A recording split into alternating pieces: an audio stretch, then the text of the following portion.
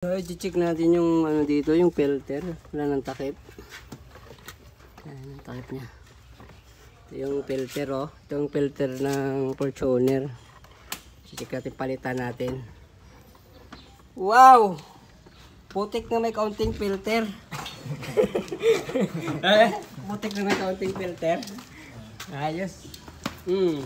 Buti no, putik na may kaunting filter. Putik yan, kaunting filter lang yan. Kaunting filter lang, ano, buti na lang may kaunting filter pa na natira. Kaya palang lamig ng aircon, putik na kaunting filter na lang. Ayan o. Sobrang lamig yan. Ilang taon ka na, Mark? 23. Ay, aba, kaidaran mo talaga to. 23 years ago. Ayan, papalitan na po ngayon ang putik na may kaunting filter. Ito na yung bagong filter na nabili natin, oh. Yan. Bago na po yan, ikakabit natin doon sa may ano niya, sa bench niya, yon doon sa may butas na yon. Ito yung filter na yon, yan.